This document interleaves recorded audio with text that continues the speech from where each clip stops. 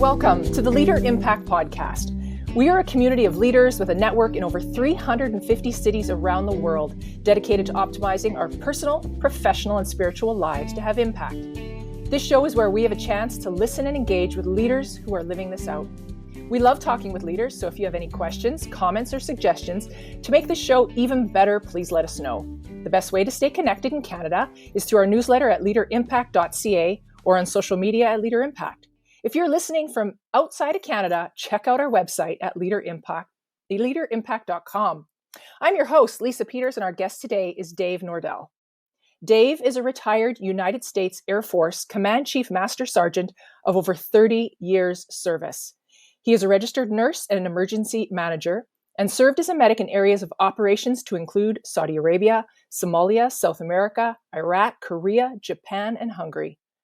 Dave grew up in rural Northern California in a dairy farming community and left home at 19 to join the Air Force and ascended through the enlisted ranks to culminate as the senior enlisted leader for all nuclear missile forces in the United States. Dave currently lives in Montana and continues to be a mentor and speaks to young leaders to aid in their development and future successes. Today, I'm going to talk to Dave about faltering and failing and how we get back on our feet.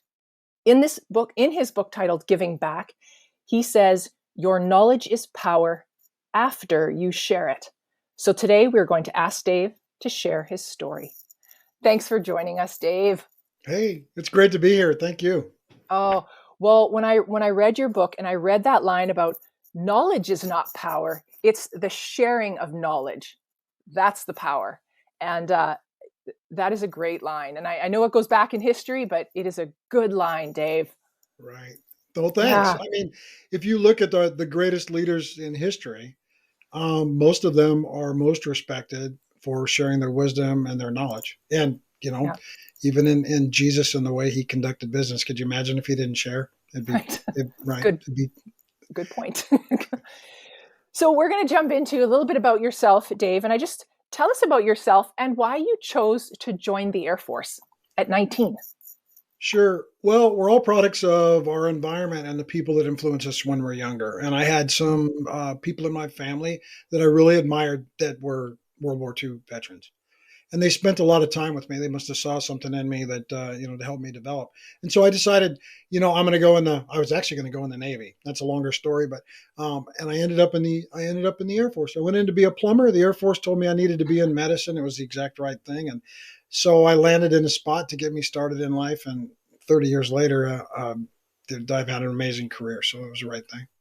Wow. A plumber to a nurse. That's quite the career opposite. Let's say that. That's right. a good story. So, after 30 years, and I know you've probably got a lot of stories to share, and you do in your book, and you wrote the book called Giving Back, Life and Leadership from the Farm to the Combat Zone and Beyond. And from what I read, the reason you wrote the book was, and I quote, to deal with the leftovers of days gone by that will always affect me. Mm-hmm. So my first question is, what do you think is unique about yourself and your message? Sure. Well, I think all of us are unique, and I think all of us have a message, and I think everybody has a book in them. And I think that it just depends on whether you write it. So I don't want to put myself in some category that says I'm special or different. However, I've been privileged to get into a lot of places environmentally, geographically, spiritually, with people around me that have shaped me to get me to a point where, as we deal with the challenges in life, and we'll probably talk a little bit about that as we go forward, as we deal with the challenges in life, you come across a point in time where you can do one of two things. You can keep all of that to yourself and just finish out your life, or you can give it back. And I think here's the difference is that I've matured in my balance in life and my my four core areas of balance. I've matured at a level that I've been able to become transparent and very vulnerable, and to share those things and be able to have people grow from my experiences. Why not? Yeah. And I know that a few of the questions I have challenge that in being vulnerable, because I wonder if For me, I found it as I aged, I got more vulnerable. I started to share more. It's like, if I can help someone share a simple story, then I will, versus holding it back. But I Right. found that came with age more. Maybe it didn't, or maturity. But Well, so quick comment on that. Was it age, or did you not have the right people when you were in your mid 30s that put their arm around you and said, it's going to be okay, kind of think this yeah, way and go out and try it? Let you paddle around with your floaties on while you're learning to swim a little bit, and then kind of put you out there. So that's yeah, our job now. yeah, yeah, it is. And that's a great point, because I think of the people I did surround myself with. And maybe at the time I didn't realize it, but I'd done all the right things, and they just, they mentor you as you go. And one day you become that person. Right. So great point to surround yourself with those people. So, Right. all right. So my first question was, well, not because I already asked my first question, but I looked up the Air Force and airforce.com, and I went to the Airman's Creed. And I want to talk to you about that. And that's going to be the meat of this, because, Sure. and I'm only going to read, people should go read it. It's at airforce.com. But the last paragraph says, I am an American airman, wingman, leader, warrior. I will never leave a wing airman behind. I will never falter, and I will not fail. So I want to talk to you about I will never falter, because for me, that is to weaken. And in your book, and you talked about crying. Right. So in your book, in Iraq in 2008, you were a senior leader at the trauma center, and you saw a lot of people, including killed in action casualties. And you quote, I would sometimes lie in bed with the smell of blood and plastic explosives in my nose, and I want to cry, but I didn't allow it. And I think, as an airman, as a member of the Air Force, I will never falter. I will never let them see me weak. I want to talk about that. In where are you now with your emotions versus Right. then, and how Right. have you grown? Yeah. So amazing. And thank you for plucking that out of the book. So at the time, I thought I was living that credo to its core definition. Because as everybody else was crying, when you read the book, you'll find out everybody else is crying in the room, but I couldn't afford to, right? I had to stand there and be stoic, because that's what I thought was not faltering and not failing, because I thought that the judgment of other people would be that. Mm-hmm. Later on, you develop baggage from that. And then all of a sudden you say, wow, I've got these things, these negative things that are leftovers from this. And how could I have done that differently? Well, God gave us emotions. And some of us are very passionate, and you wear them on your sleeve, whatever they are. Passionate emotions, hand gestures, smiles, whatever they are, however demonstrative you are. But he also gave us emotions because we're based on chemical balance. And crying is a rebalancing of the chemicals based on the emotion. So when you take that part out of it, which is towards the grieving piece of that, whatever that is, when you take that part out of it, you actually have a negative effect on yourself. Mm-hmm. So you got to be grown up. And so as grown up as I thought I was, and as well as I thought I was leading, and there's a lot of things that I did there that was good. Personally, I did something bad, and I just wasn't grown up enough to understand that my emotions are me. And as soon as I got to liking me and telling me positive things and good things about myself, as soon as that happened, I could cry, and it didn't matter who was in the room, because I'm doing my thing. I'm balancing myself. If people want to pass judgment on you about crying and those type of things, you need to kind of drive through that. There may not be people you want in your life, and it may not be people that are productive for your future growth. But I learned the hard way. I learned that this emoting thing, as long as it's controlled. I mean, anger is another emotion, and you have to work through that and make sure that that's not detrimental on a variety of levels. Yeah. But as long as you're emoting healthily, in a healthy state, then do it. Be confident enough to do it and have the courage to do it. And if that's in public or in private, let yourself be what you are. I think that's really, that's a great statement to say. I think it's incredibly hard. And I'm thinking of me as a woman. If I cried, I would be seen as incredibly weak, because I'm thinking the men still around me don't cry. And in saying that, that is probably why I have a group. We talked earlier surrounding ourselves. And I surround myself with women in leadership. And Leader Impact does that. And those are the women that have seen me cry and Right. have seen me struggle. And truthfully, I don't know if I do it outside of that group. Right. Like, and a lot of CEOs, C-suite, they feel that. They're alone at the top, Yeah, oh, absolutely. Well, even the mother at home with two children gets the alone feeling, right? Yeah. And if you think of the old cliche things back in the day that used to, I grew up on a farm, and we used to rattle around the farmhouse, and people would say, "Pull yourself together," and I don't even know what that means anymore. But it was a phrase, right? And what that says is that you're not together. Yeah. Yet you haven't explored that. So Yeah. when we go back to kind of where we were talking about, age, and so as you get older, you get more comfortable with being vulnerable and those type of things.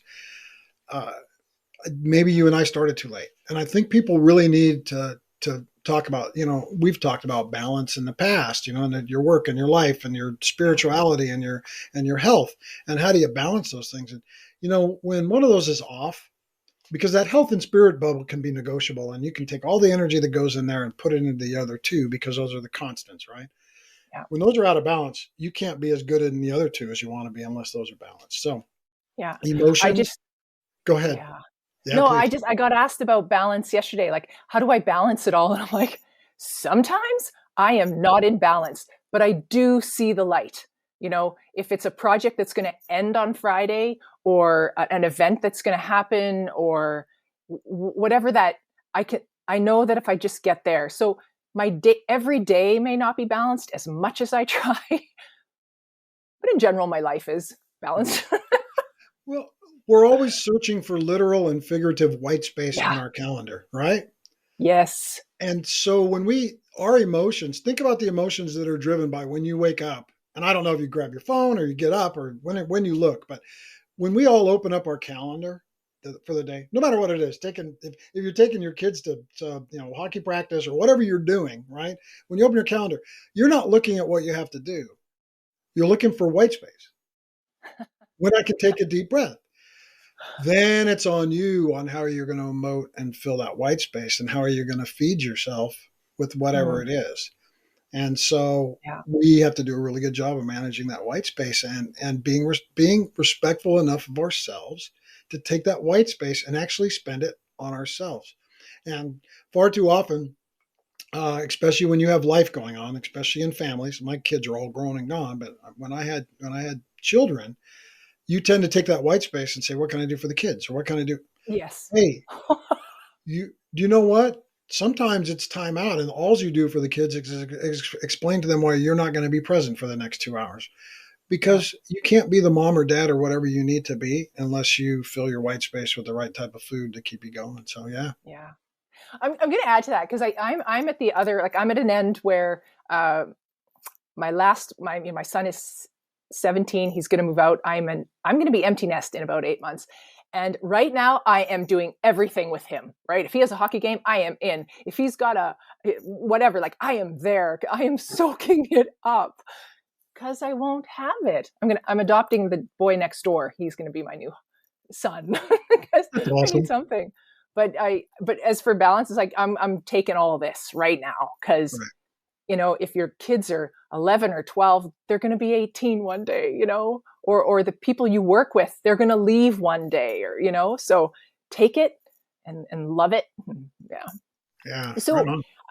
so the other part of the Airman's Creed was, the last line was, "I will not fail." And for us, for everyone, I think we learn more from our mistakes and failures than our successes. So I was wondering if you'd be willing to share one of your greatest failures or Hmm. mistakes, where and what you have learned. So I'm going to take you to a place that's a little more broad, because I think most people right now would expect me to tell a story about there I was and I was 25 and I did X, Y, and Z. I'm going to tell you my biggest failure in life was, and we've talked about a lot of this already, was replacing this whole, not crying and and Mm. replacing the need for help with alcohol.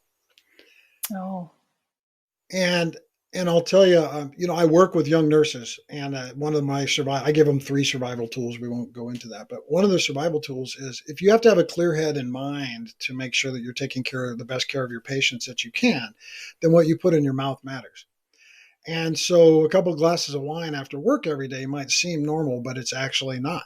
And so, the easiest counselors to hire in your life to help you with emotions and in my case PTSD are John, Jimmy, and Jack, right? Johnny Walker, Jim Beam, and Jack Daniels, and they're always there and they're kind of present. And when they wear off, you can get them back readily available. And it's a huge mistake of not being able to realize that not only there are people there that want to help, but it's the most courageous thing that you can do in your life to get vulnerable enough to walk into somebody and sit down and say, this is everything that I've got and I can't handle it. We do it in every other walk of our life, except when it comes to mental health and our Mm-hmm. emotional, physical balance, right? And so, when you use the Airman's Creed as a um, sideboard to get onto the subject, the "I will not fail" thing is more based around your team, right? Not failing your team.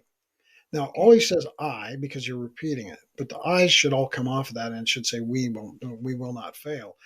Because collectively, to do what you need to do in a military environment, you have to have a mindset of success and being. Well, think about that. How many people? This is pain and fear drive everything in our lives. They really do. I mean, how many times do we say to ourselves, "Ooh, that scares me to death"? And it might be a new project. It might be getting in a group, right? Somebody says, "Hey, why don't you join the quilting club?" I'm just using that as an example. And you go, "But," and what's the first thing people say? They say, "Well, I don't know anybody at the quilting club. Yeah. And I haven't quilted for 2 years. And I don't even know where my quilting needles are." They come up with because they're scared. Yes. And so that's the pain and fear that keeps us from exploring the unknown unknowns in our life that help us grow. And so when I was using alcohol, it protected me from all the pain and fear that was out there of what happens when I take the first step to doing this the right way. Mm-hmm. And to my amazement, the more vulnerable I've got, and you've read the book, it's pretty vulnerable. The more vulnerable that I've been, even with perfect strangers, I find that it makes me stronger.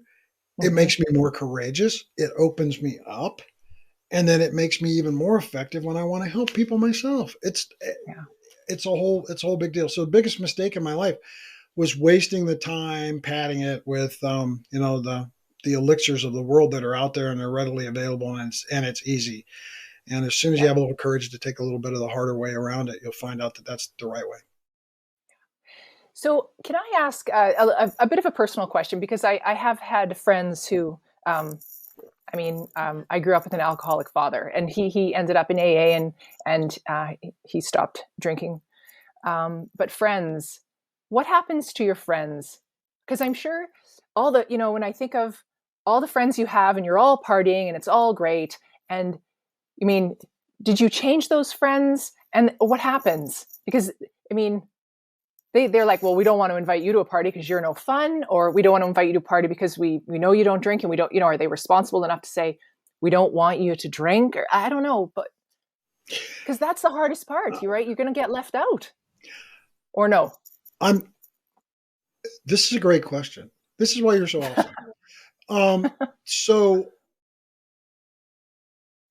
this is a great question,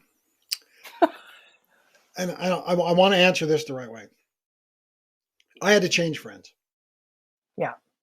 I'm not one to make assumptions, but I am one that believes in building empathy. And the way to build empathy is one to, if you don't know, go find out, ask the question, and two is to at least try to visualize the other person's situation. You can never get completely there, but you can drive some emotions. So as I took this journey of pulling away from alcohol and having to change friends and have different people in my lives, or have people in my life that still drank and actually be in those situations, I found Mm-hmm. I found out a few things. There's 3 kinds of people that are on the other end of this. One is people that truly love you. They don't care what you do, and they'll actually go out of their way to make sure when they're entertaining that there's a lot of club soda there because I'm coming.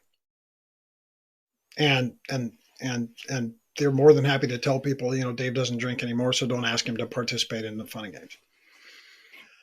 The second person is the person that is, I still like to hang out with you because of everything but drinking. And when drinking's included, just don't criticize me. And it's just kind of a silent partnership. And that changes a little bit. The third person is the person that is, their constitution towards alcohol, their courage towards alcohol, are usually people that have the same problem, and they're not ready to get where I'm at. And so therefore they disengage because I think that they're almost embarrassed that they can't get to where they're at. And if they would keep the relationship, I could probably get them there. So, well, I had a gentleman, he's 70 years old. He's older than I am, but we're good friends, military background. When he finished reading my book, that chapter, he said, I just apologized for my wife for living with a drunk her whole life, and I quit drinking. Wow. So there you go. That's one person. Well, it is. Well, and I'm not trying to convert people, No. but what I want people to understand is that it's okay. And sometimes it takes one person to take the first step for other people to understand that it's okay. Yeah. Yeah. Got to share the knowledge, Dave. Right. That's right. It's not powerful. It has no power. Nope. Yeah. If I ever go to a party and I'm not drinking, they'll be like, "Are you pregnant?" That's the first thing everyone asks. No way. Are you serious? Really? No. Yes. That's kind of a sad thing, but anyway. So I want to ask you about the tools in your book. You just talk about possibly picking up the wrong tools, and I'm gonna read this. Many people fail because they possibly pick up the wrong tools, or they're taught to use the tools wrong, or have no clue about the tools. They don't even know they exist. So I'd like to talk about resources and tools for leaders. Now, in your book, you wrote, a lot of people picked the wrong tools. Some of these led to tragedy that to this day burns a hole in my soul. Those tragedies you were talking about were suicides. Yeah. So my question for you, because you've been through this, is what are the resources or tools that you would suggest for leaders experiencing tough times, hard decisions, or maybe some failed attempts? Right. Yeah. Right. Just like Jesus, if Jesus would have done it all by himself or walked alone, it would have been a problem, right? So I'll show you this. This is my pocket knife. You're talking because the story is about a pocket knife, right? The first tool that you get when you're a kid, and it's always in your pocket, so you tend to use it as a screwdriver. I didn't get a pocket knife. What's that? Well, you didn't, but as a boy, this is your rite of passage at 6 years old. It's the first thing of responsibility you get. Yeah, I got Barbie. Oh, there you go. Right, exactly. Okay, pocket knife. As guys go, I mean, I can show you the scars on my hands from using a pocket knife because I should have went and got a screwdriver. Well, and what happens is you jam it in your hand, then you walk to the shop and you stop the bleeding on your hand, then you get the screwdriver, and then you go back and finish the job. So why not take the time to get the right tools? I think that you and I would be naive if we assumed that your listening audience does not have a basic understanding of the tools that are out there that they can use to help them through life in whatever situation there is. It's more about choosing the right ones. So expediency, I think water is one of the most boring things in the world because it takes the path of least resistance and always has boundaries and it never gets to see what's on either side of the banks, right? So it's kind of uninspiring, even though it can be inspiring when it's in a big ocean. So you have a lot of tools at your disposal, but you have to have the personality, the courage to pick up the right tool versus the easy tool. Alcohol, easy tool. It works. Alcohol absolutely works. It's temporary, but it works. Or counseling, your social environment, the people you surround yourself with, and most importantly, your spirit, right? Where do you lie with that? Where is that? What is with you besides yourself? What else is with you 24/7? That is a tool to help you navigate all these things. You used a lot of examples, struggles with work and struggles with home and struggles with parenting and struggles with finances and those type of things. It's all there. I can name 1,000 of them, but let's just talk generically. 99.9% of the people on this planet are good human beings. They get up in the morning and they want to do good things. They don't go to work and try to destroy their businesses. They don't try to destroy their families or their children. They don't. I mean, they're absolutely good people. So some of those people just decide to put themselves in a position where they can help you. Go talk to them. Let them help you. Be vulnerable and do those type of things because they have the tools. Most good people that aren't the right tool will tell you, I'm not the right tool. You need this tool, and to go over to that person. So I mentor what is scientifically coined now as geriatric millennials. These are they're all about 37 to 40 now, 38 to 40, 30 in that and about half of them are women. And when they start down the road of glass ceilings and workplace discrimination and old boys club and that, I stop. I say, okay. I let them cry. There's some tears involved, probably on both our sides. I let them cry. And then I say, I'm not qualified. I'm empathetic. I'm trying to feel you, but I'm not qualified. But I have tools. I give them to somebody that has absolutely felt that and has walked the walk. So you've got to go find those. Yeah, if you're looking for a tool for a specific thing, I can probably tell you. But they're all out there. It just takes the courage to go pick them up. Yep. Or just keep using this over and over and over again. It will be unsatisfying. That knife. That's right. I really what I took from that, we have to talk more, and because we keep it inside. Me especially, I will say it for me. I keep it inside, and I think I'm going to solve it. I've got and I don't. And if I just talked about it, someone might connect me to the next. Or if I, and Dave, when you said that, I'm like, I'm a connector. I know a lot of people. And if you need something, I will connect you in. And I've called my kids in another city and said, if you ever need help, I know I'm 3 hours away, but I will find someone and I will get you the help you need. Just call me, Right. So right. I think that's, it's so easy. Just talk and ask for help, connect with people. Right. Which starts to hedge on vulnerability, right? Yeah. Which is pain and fear. Yeah. Wow. We just have to, this is high level stuff. And I don't expect, anybody that's listening or even you and I to get into the same space. But this high level vulnerability thing is just tempering that fear emotion of taking the step out there. Because sometimes it isn't always just perfectly, oh, I'm so glad I did that and that was perfect. Because the receiver on the other end might not be mature enough to deal with it, right? And if you wanted to talk about mental health in depth, I mean, we're starting to do some things here in the States that I think Canada will pick up that are more public health model driven. But people weren't dying of heart attacks in ambulances and emergency rooms. They were dying of heart attacks in churches and cafeterias, right? So we decided we needed to teach people CPR because that's where we needed the layman to have enough, right? Well, there's actually a course called Mental Health QPR. And it's CPR for mental health and CPR for these type of things. It's starting to happen. You know where it starts? It starts in classrooms and conversations and academia and didactics and in your mom's group. And in your mom's group, because everybody brings something to the mom's group, right? Besides food, right? Yeah. I love it. Besides food. I love it. That's the best part. Go speak to a mom's group, and then I got to go run for 5 miles, right? So yeah. So have you ever thought, as when you talk about all this, have you ever thought of any of your falters, your failures, your fears as a blessing? Well, of course. So there's a battle, right? Because it usually starts off with, ooh, I wish I hadn't done that.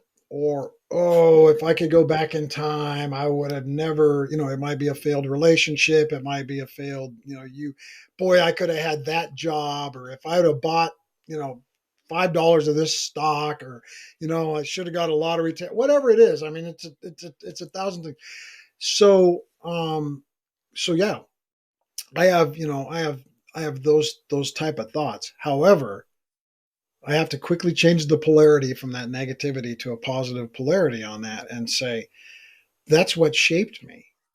Mm, yeah. That's what shaped me. That's put me in this position. So maybe it's a step back for you, but it's 5 steps forward for your kid, your friend, your confidant, your yeah.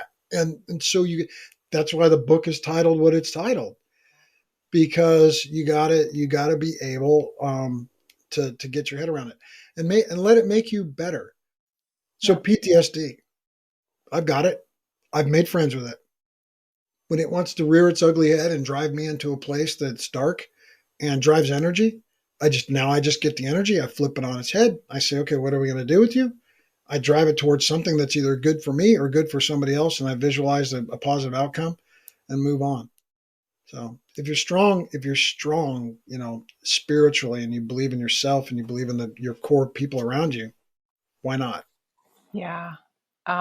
It was, it's funny because, and I wasn't going to talk about this because I knew that we only had so much time. And I knew if we got into PTSD, that is a whole subject in yourself. And I am not an expert and I would really have to be reading up on it. But in your book, I don't remember you ever using the words like post-traumatic stress disorder or PTSD. You do not mention that in there. Yet you talk about, you could smell it. Like obviously there's the triggers. You Right. talk about it in your book. I could smell it, the plastic explosives, the gunpowder Right. smell, the dank air, it threw me into what I call deep trigger. That's about as close as you got to saying, Right. why was that? Well, so the book was meant to be introspective. And so if you look in the book in each chapter, there's a little bit of a gap that sometimes people that know me well will call me and say, in this chapter, just like you're doing, why did you leave that there? Because I want people to take the next step on their own. I want people to Mm, identify their triggers, and I want people to yeah, say, that's because you got to the point of, well, Dave has PTSD from these experiences. You're already yeah, there. yeah. But when you relate it to your own life, so a couple of things. PTSD is not exclusive to military people, nor should they feel that way. And one thing I like to tell people, we lose 22 veterans, American veterans, a day to suicide. Only about 2 of those have directly related combat PTSD. The rest of them have this thing called moral injury and this separation thing. So think about moral injury and think about where you can get moral injury just growing up, even if it's in White City, Saskatchewan. There's opportunities for moral injury. There's moral injury in the lower grades in school. There's moral injury, and as you go, there's moral injury. So PTSD can is a thing. It's a real thing, and people should not think that they have to have had some combat experience to have PTSD. And you can have all levels of PTSD and all levels. You might have one trigger. It might be, people always, nails on a wall or something like that. But you might have one trigger. Well, that's your trigger, and you have to work through that. So what I want people to do, and the reason I didn't mention that, what I want people to do is reflect. Reflection's powerful. Mm-hmm. That's instead of wasting time worrying about poor outcomes and scaring the heck out of yourself, right? Take that energy and reflect. And when you reflect, 9 times out of 10, you're going to walk yourself to the happy spot where you want to be. And you can kind of see that. And it starts a journey of goodness. So, yeah, I wanted people to fill in their own blank. Good answer. Yeah, because I'm like, you're It's, not talking about it, but I filled it in. I got it. yes. Yeah. And it's funny because I was Googling it and now, artificial intelligence, my computer's now telling me what I want to hear about PTSD and it's bringing up a lot. So that's kind of interesting. But I have a few more questions for you. Sure. You bet. So a little bit about Leader Impact. If anyone's listening, this is a Leader Impact podcast. And we believe that if you want to be a person of impact, you need to be growing personally, professionally, and spiritually. So can you Mm. give us a practical example of how the spiritual makes a difference in your life as a leader? Sure. So, I don't know if you and I talked about it previously. There's a model, there's a life model, right? And in that model, there's 4 things: work, home, family, your Yeah, health, right? And your spiritual. So if you think of a perfectly round bubble, and inside that there's 4 perfectly round bubbles, the object is to keep all of these the same size, right? Because that's symmetrical, that's a balanced line. So I was working with a men's group, and it's a very diverse men's group. You have people with alternate lifestyles, you have ranch guys, and they're all doing Bible study, and they're working through stuff. And so I had them go through this drill, and I said, "How big are your bubbles?" And you got this big work bubble, and you got this big life bubble, or family bubble, and then you got these two little dots on health, and we can leave health for another time, and then little spiritual bubbles. And I said, "Well, why are those small?" And everybody has walked it back to, well, I guess those two are negotiable.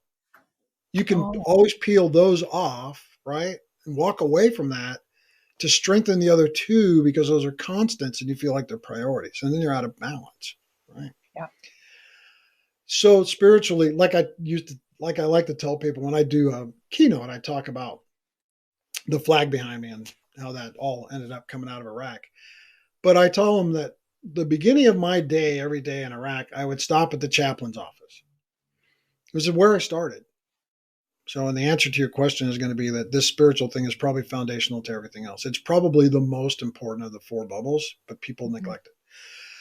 And so I would go into the chaplain's office and I'd get on my knees. This was quick. They knew I was coming after a while. It was routine. I'd get on my knees. I'd say good morning, and they would pray on me. And they would say words.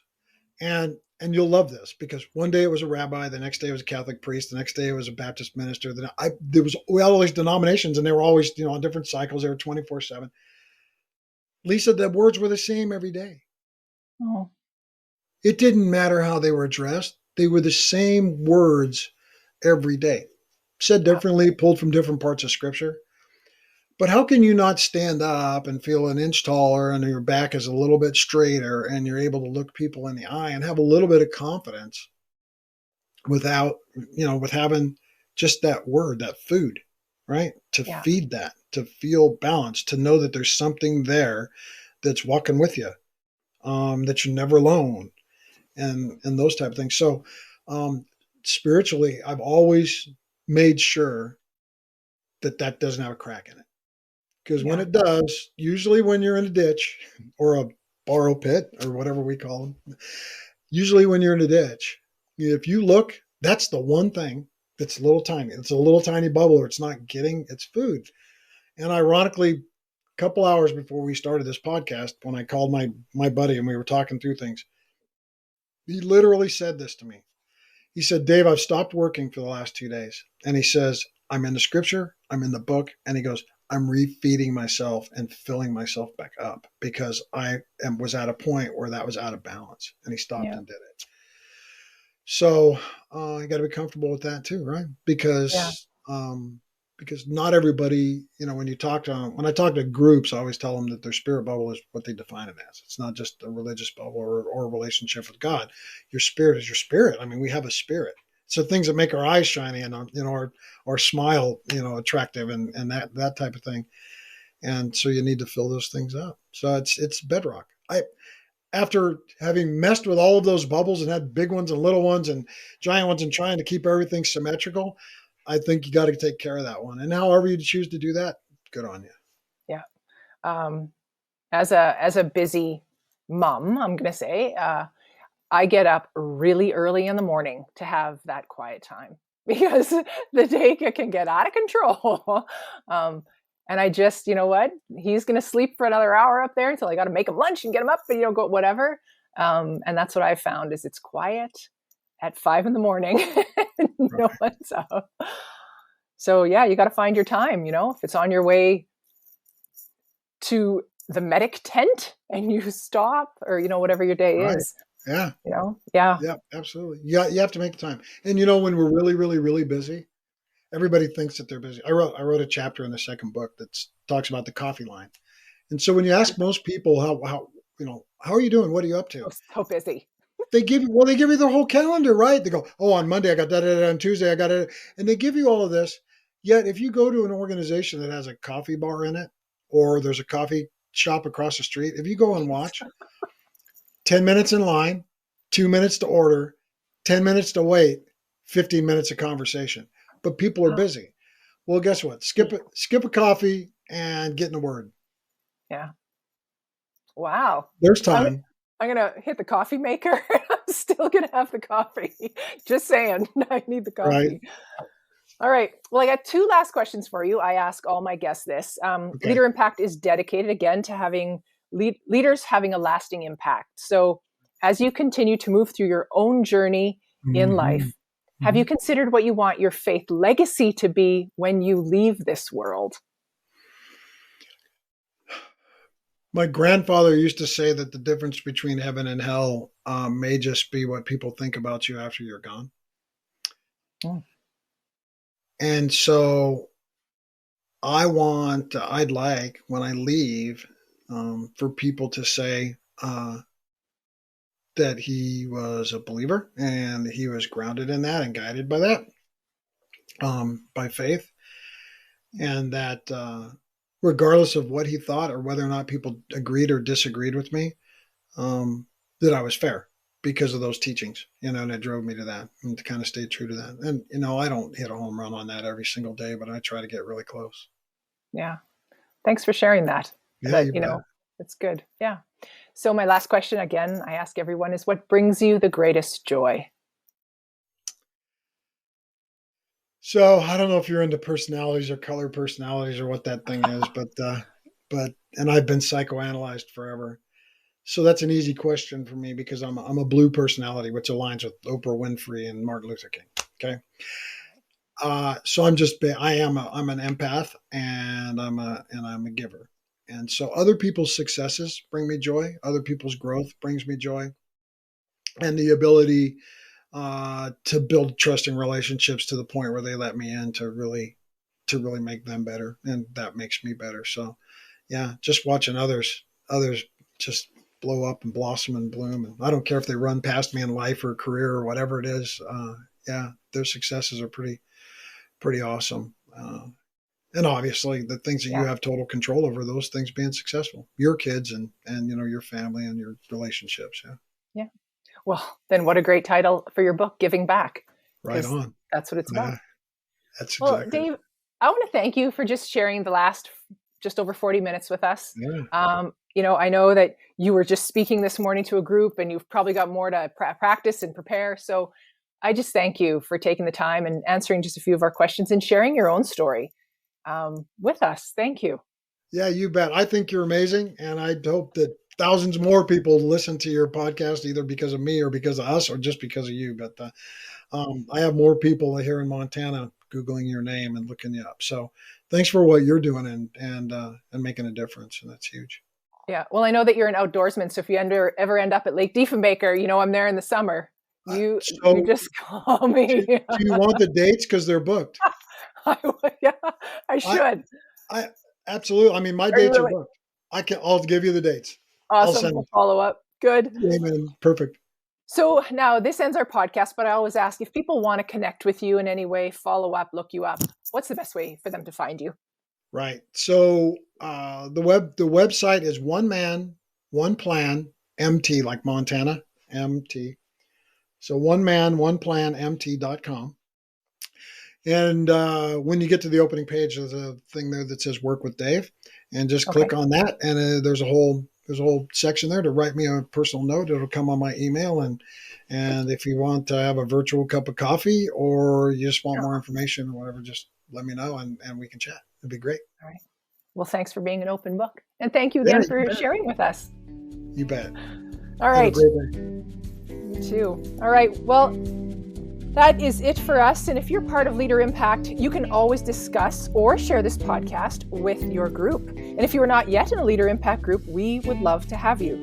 Check out groups available in Canada at leaderimpact.ca, or if you're listening from anywhere else in the world, check out leaderimpact.com or get in touch with us by email at info@leaderimpact.ca, and we will connect you. And if you like this podcast, please leave us a comment, give us a rating, a review, share it with your friends. This will help other global leaders find our podcast. Thank you for engaging with us. And remember, impact starts with you.